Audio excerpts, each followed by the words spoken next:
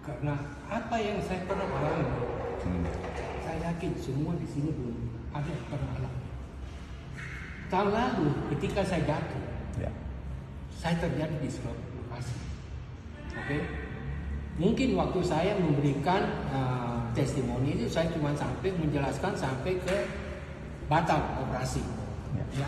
Tapi ada hal yang saya merasa yang lebih penting lagi. Siapa di antara yang sejenis pernah alami ini 2 jari mau pegang kertas saja tidak sanggup? Ada? Nggak ada kan? Ya. Saya saat itu mau pegang kertas 1 lembar kertas jepit gini nggak sanggup. Apa yang ada dalam hati saya? Nah, ketika waktu saya sudah dikatakan oleh Dr. Martinez batal operasi, lalu minggu berikutnya saya diperiksa sama Dr. Martinez, lalu dia refer ke Dr. Lilian. Nah, saya ke Dr. Lilian, Dr. Saraf itu, dia cerita sama saya. Sebelum periksa saya tanya dia suka di mana, dia bilang di Kota Lempangan. Saya pikir siapa? Di sana kok nggak ada dokter. Saya bilang di mana, dekat mananya rumahnya Dr. Arifin? Dia bilang itu papa saya. Saya kenal. Oke, akhirnya waktu dia periksa sama saya, istri saya temani saya, lihat dengan komputer dia periksa hampir 2 jam. Hampir 2 jam. Ya. Setelah itu hasilnya 7 halaman folio.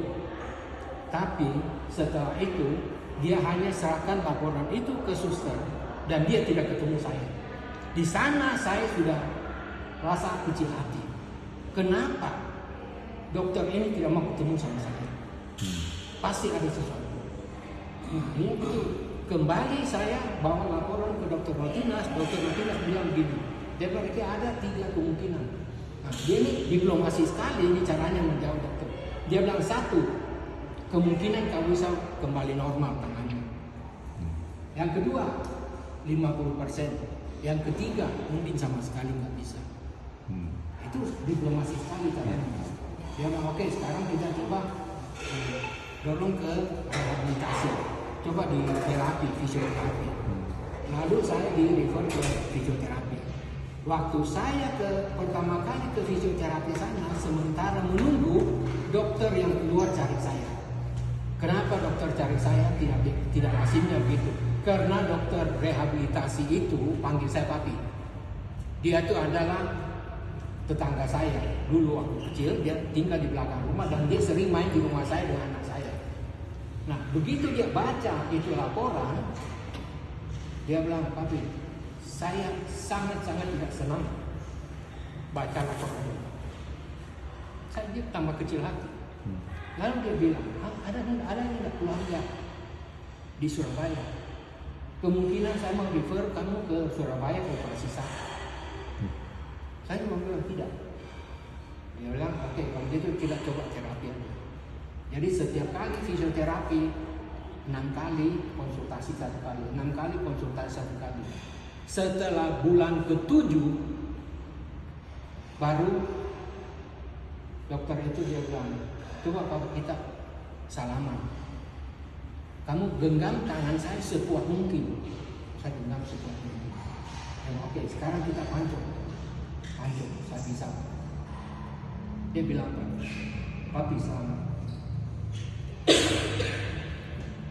Sekarang baru saya bilang, di antara 10 pasien belum tentu ada 1 bisa kembali. Saya percaya dan saya yakin bahwa hal ini itu berkat individu. Saya tidak katakan juga setiap hari saya terapi, tapi saya lakukan yang setiap hari meditasi.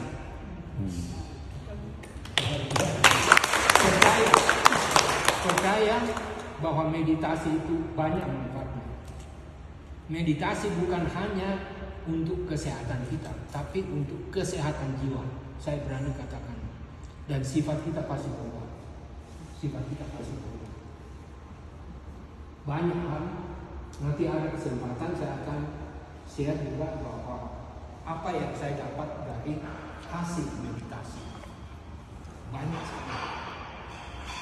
Sifat saya juga berubah. Dan saya lebih banyak sekarang sudah on. Ada apa-apa itu saya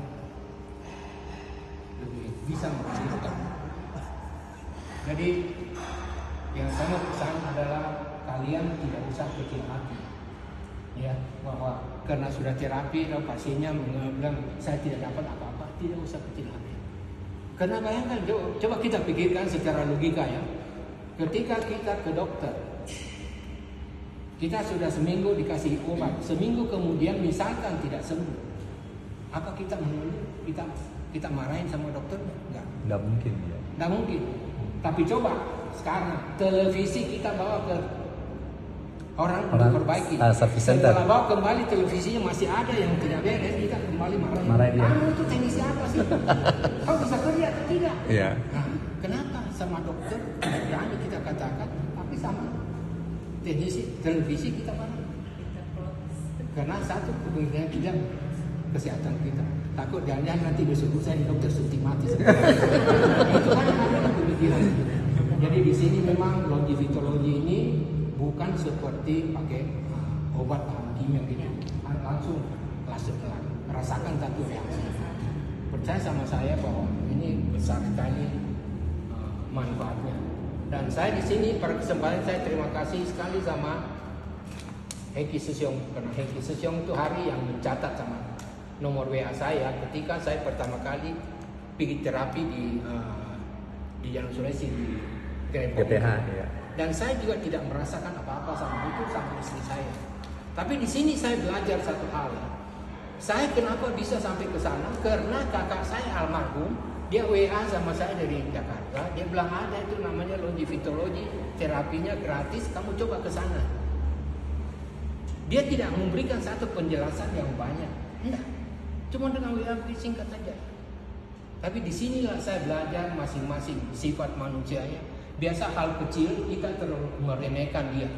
Tapi hal ini saya tidak meremehkan. Saya ke sana, saya diterapi dan saya tidak rasa apa-apa. Tapi Hengki Susyong mencatat nomor WA saya. Berapa saat kemudian dia WA sama saya. Dia bilang ada mau buka kelas. Apa kamu bisa mau ikut? Karena dia sampai situ, oke kita ikut. Jadi itulah awalnya sampai saya ikut di Longevitologi Makassar. Jadi ada kuidannya Hengki Susyong.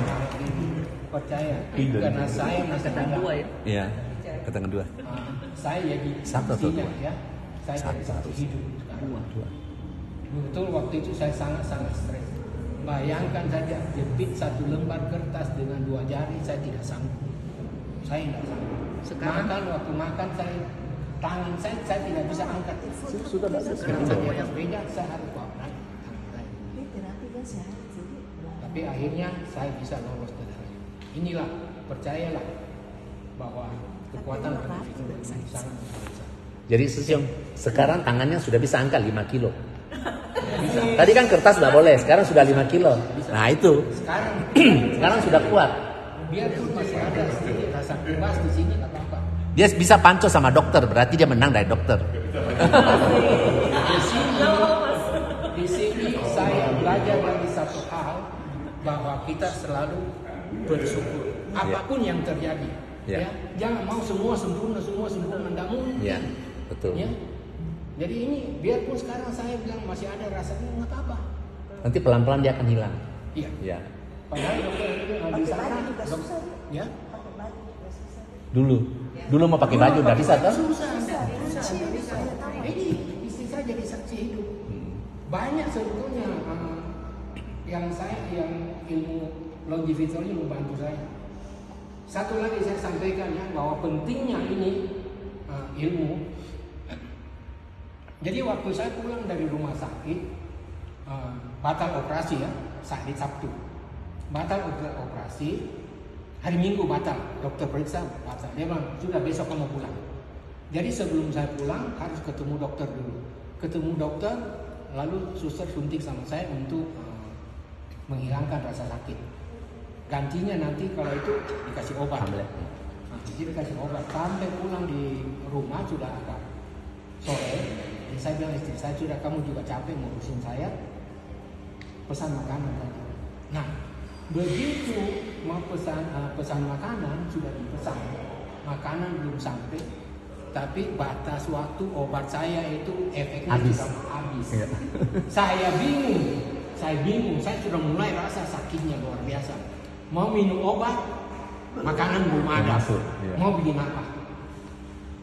Mau bikin apa? Tahu kejadian. Saat itu ya istirahat, meditasi, dan meditasi tadi atasi.